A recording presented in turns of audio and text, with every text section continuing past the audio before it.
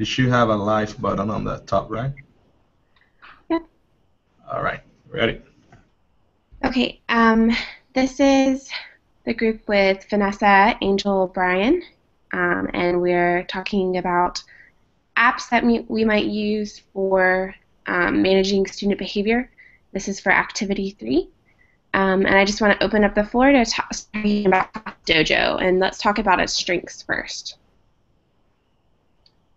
Um, I think when I looked at the Class Dojo, I really liked that once I'm adding in points to the students, I can then look at like a breakdown, the analytics of the student behavior over a period of time, and that would be really helpful for me in class, since student behavior can be so up and down for children who are in preschool. It's sometimes hard to have a clear perspective of, is this something that they're just doing just today or just this week, or is this something that is happening over a period of time? And so when I give parent feedback, it would be extremely helpful to say, okay, on these days, like on 20 days out of the past 2 months, they were disruptive in class. That would be such a great tool for when I'm talking to parents and homeroom teachers about my students' needs. What strengths did you guys see? Um, I well, my first impression about the app, it was like I didn't know that some teachers here at my school were using it. So when I first time sign in or sign up, I mean, I find out that some teachers were using it, and that's great. So that means like something works in that app, and it's really great because you can. It's like in real time you can tell the kids how well are they doing it or how bad are they working today, and even it records all this uh, marks that you do during class. And even better when you have the connection with the parents. I think that's a really interesting part of the learning process because parents must be aware of what their kids are doing, especially because they spend more time uh, in school than in home. So it's very important for parents to know what's going on with their kids and all that. So I find it really interesting. Yeah, I also really liked Classroom Dojo. I've used it occasionally, but really not very often, and not for long enough periods of time to really uh, get a good feel if it works for an entire class. But I think the kind of the long-term logging and timeline of their behavior is, like you guys have already pointed out, really useful for addressing student behavior and addressing kind of long-term goal setting and so on. I think that it is a very useful app if you use it correctly.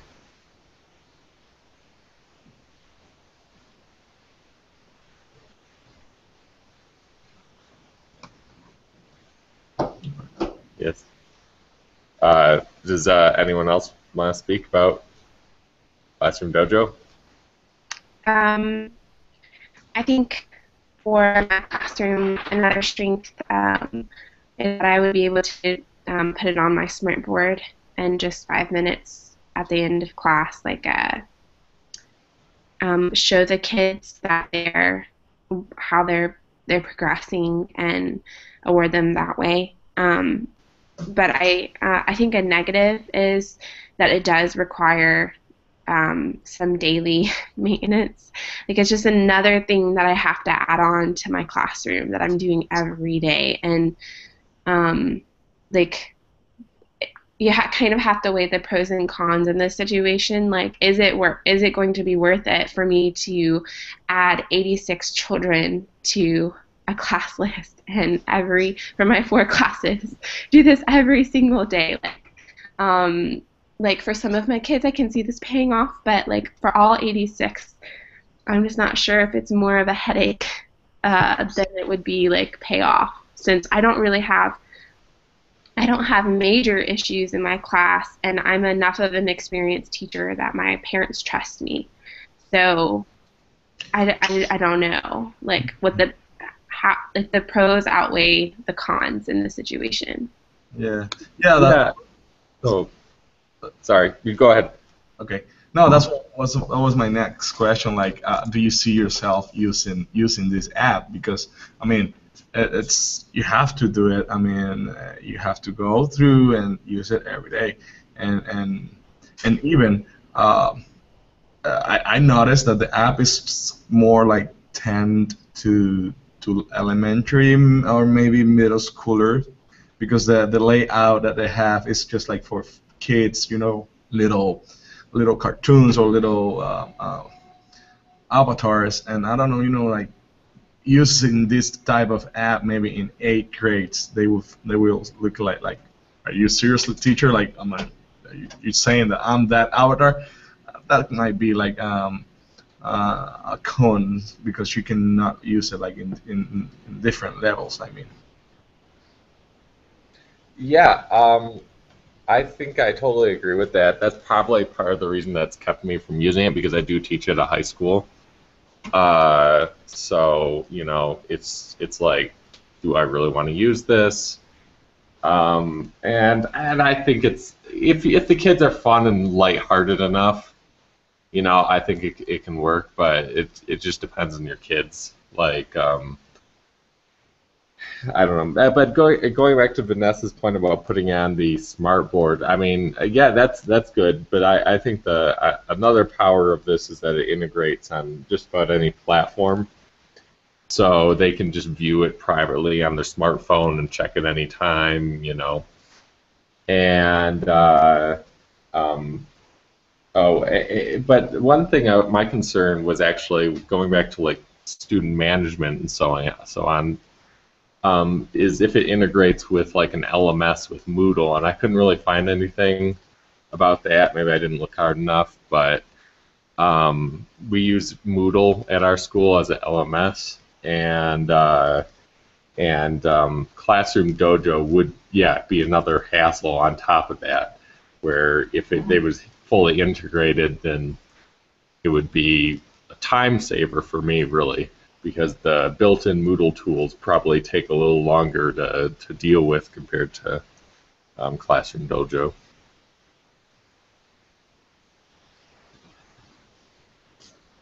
Yeah. Another. Can you hear me? Yeah, I can hear you. Yeah, go ahead. Okay. Sorry, the internet's sometimes going in and out. But I think that another app I look at. What? Kill my camera? You might. Okay. Yeah. Okay, we'll just try that. Another kit, or the teacher kit, the other app that I look at also record behavior notes for students, and it seems like something that would be more appropriate for high school and college and has some report. It looks better college and high school age kids, and something that the kids themselves are able to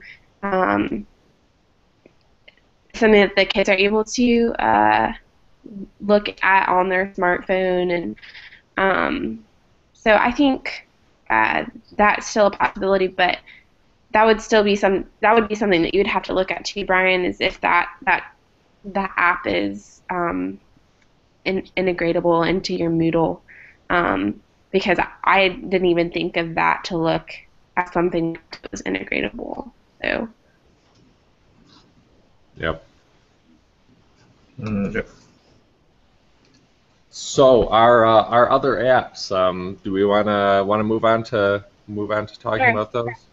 Why don't you start with the next one you looked at? Okay. Well, how about I just do a screen share and I'll just go to their website. 1 second.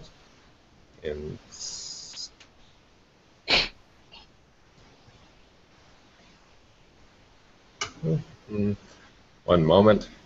All right.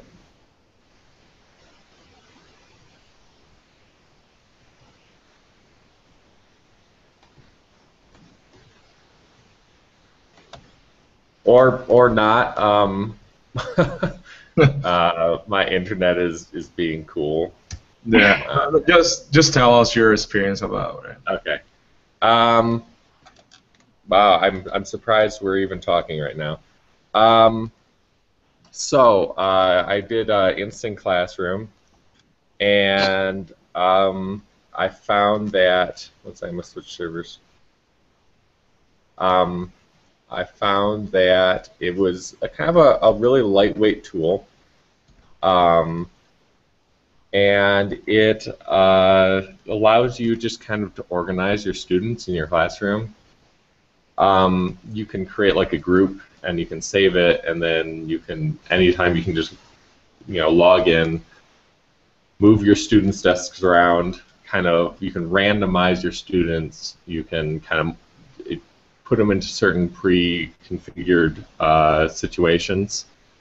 But I think for me, it wouldn't be particularly useful because our school kind of pre-arranges our students for us.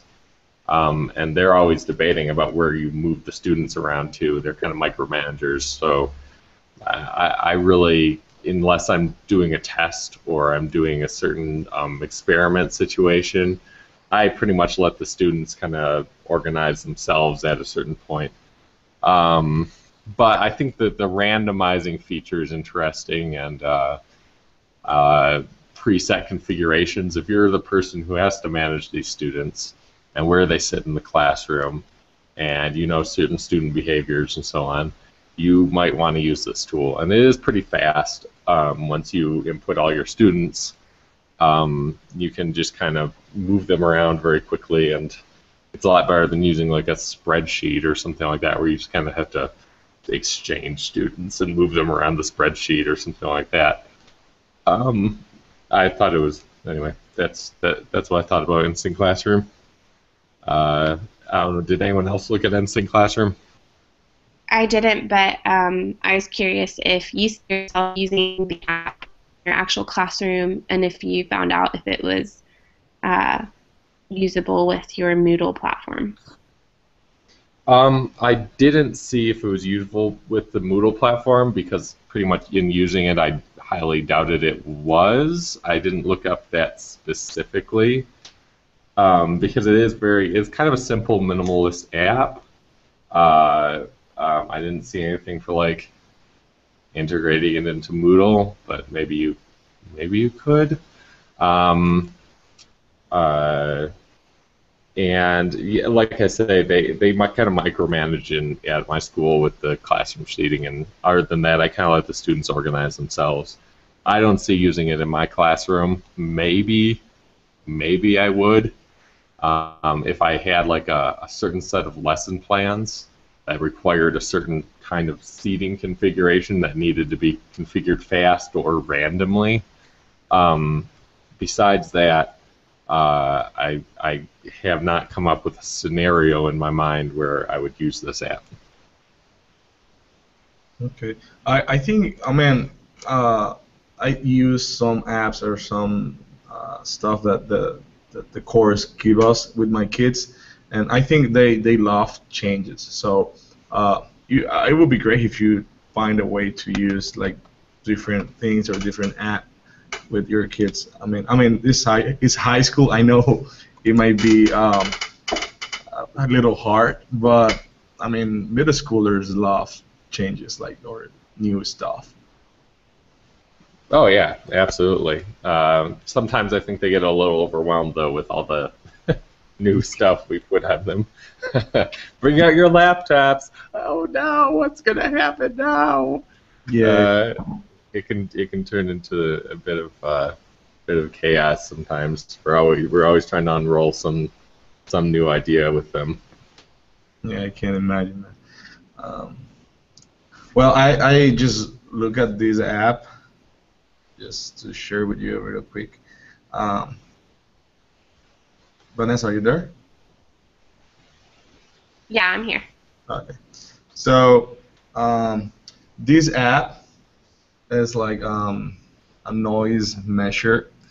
So you can basically put that in one part of the class, like in a desk or whatever, and the kids can see how loud are they. So like when I'm talking, but I'm next to the microphone, so that's why it's getting so crazy.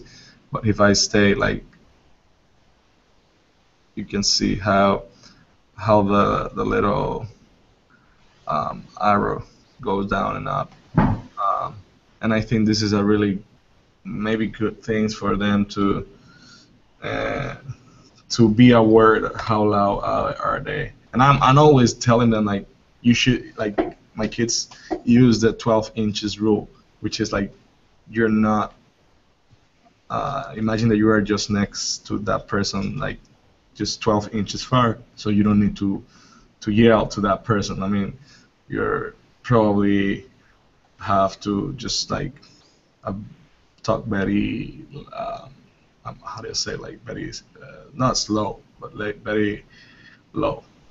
I mean, you get my idea.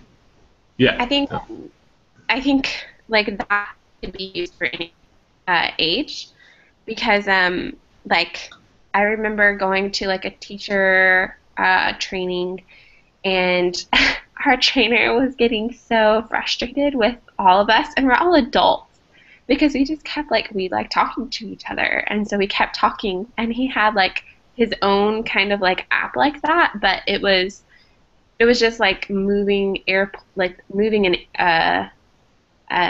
notification from like, okay, you can talk at this level, now you need to be at airplane level, and now you need to be at library level. We completely ignored it because like we just wanted to talk to each other, and we're grown adults. So I think like this could possibly be used in no matter what age, but if they were going to use it for like adults, it shouldn't be so like kiddish looking, like it's kind of silly and goofy looking. So if it was adults, it should be. I think that actually that specific app has different backgrounds that you can use for different ages. So I think that they have already accommodated for that. Yeah, I think there's a pro version so you can change the backgrounds and all that. Yeah. I think that's a good app. Do you guys see yourself using that app in your classrooms? I'm gonna use it tomorrow right away. Great. Yeah, I might use it. I think where I would see it being useful is if the kids had it individually on their devices, and they could, if they had a group discussion, they could have the device in front of them in each of their groups, monitoring their conversation levels at their tables. And I think it would be helpful in some of my classrooms because when I have them doing some group work, they can get really loud and it almost gets a little chaotic. If I used it in my classroom, I would have to have some positive and negative consequences associated with it. Like if they stay at green or yellow, then they move up on our whole classroom chart where I give them a 4 out of 5 by the end of the week. And if they're going to red, then they're going down in a point. But I think actually this might be most helpful for like some of my teachers who like I don't know if like so sometimes teachers who come into our school, they don't have much experience with like children who are preschool level, and so they have like a pretty bad perspective of how children should act, how loud they're going to be, the dynamic they're going to be. And so like, for the first 6 months, like their blood pressure is really high, like just because they're like, why aren't these kids obeying me? Like they need to be quiet. I'm talking to them, and like so I actually think the app might be helpful for those teachers who like need to see, okay, these kids aren't really all that loud. Like you keep telling them to be quiet, but they're not that loud. So like it might be helpful for them to just take a chill pill. Yeah, that's true. I didn't thought on that, but that's true. Like there's teachers that all the kids are like working and just like a whisper like something like that, and teachers are like, "What are you talking?" Yeah, so that will help the teachers to know that the class is quiet enough. And Yeah. and I was thinking now I just get the idea like I will say like if you stay, I mean, down the half. At the end of class, I will give you 10 minutes or 5 minutes, and you can play video games. So trying to give them like a reward if they keep the noise levels down. So that might help. Of course, only educational video games, but just kidding. I was thinking of a negative consequence for this, and one tool that I use like during test taking when they absolutely have to be quiet and they shouldn't be exchanging words or anything is I have a very directional strobe light, and I'll just like start flashing the student that's talking, and it's totally blinding. But what if I had like one on each table, and if they started talking too loud, it would just go off and just blind all of them? I think that would be an excellent consequence to stop them from talking too loud. For another discussion, I think that we're going to have an interview about your like wacky classroom management tips, because I remember that you're the teacher who has a gavel, right? Yeah. I kind of play it up. I'm not like a serious like mean teacher. Everyone actually thinks I'm a bit of a pushover. But they do work when I need to get the attention of the students. So I really don't care. I grew up in like a dog kennel, literally like taking care of dogs inside of my house, just like so loud all the time that like noise really doesn't get to me. And if I have a chaotic classroom, as long as I see they're doing work, I don't care. But sometimes I kind of amplify my classroom management techniques up to kind of ridiculous levels just to be funny and also get the students' attention.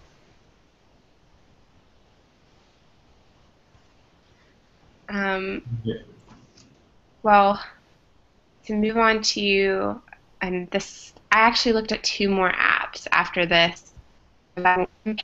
Stop Go, do the best sand timer, because Stop Go, I think that it's appropriate for preschool and elementary school, but the timer wouldn't, that same timer wouldn't be very appropriate for middle school, high school level. I think that they have much of the same, a lot of the same features. The difference with the Stop and Go, obviously, is that there's the green, yellow, and red, and with the sand timer, there's not, the three different notifications. And then I also think that for the Stop Go, you're able to like have intervals, and for this timer, you're not able to have intervals. So, like, I guess depending upon what you would want to use it for, you could do something different with that. Depending on what you wanted to use it for, you'd have to make a call. I can't see needing the Stop Go for any of my specific activities because I do timed activities. But I can use it for like teaching them about traffic lights. So that would be beneficial, but I don't.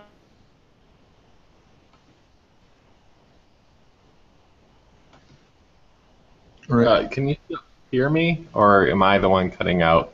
Yeah, she cut out, I think. I can hear you. Okay. I'm finished now, actually. Did you guys hear anything what I said? Yeah, we heard like 90% of it. Just maybe repeat the tail end there. I said, like, I can see myself using the Stop Go for like teaching them about traffic lights, but I don't see myself using it for any of my activities because I don't do timed activities in my classroom. But I definitely don't see myself using the best sand timer. But for the Stop Go, I could use it to teach them about traffic lights if we were doing I think that I have a transportation unit next semester that I could use the stop go for, but um, I just don't do timed activities in my classroom. So Right. I think we have 4 minutes left for the assignment says like it's like 30 minutes, right? that's There's a probably time limit? there's probably not a time limit. It's probably just like you need to at least have 30 minutes. Let me look at this real quick. Um, Because I think we are. no more than 30 minutes. You're right. Okay. How would I do my real quick talking about Yeah. timers? I want to build off of what you said. Okay. Okay, so yeah, I think I actually sometimes do use timers in my classroom, and I find that it doesn't really matter what the timer is, which is why I'm going to cheat and talk about this timer. 1 second. That's that.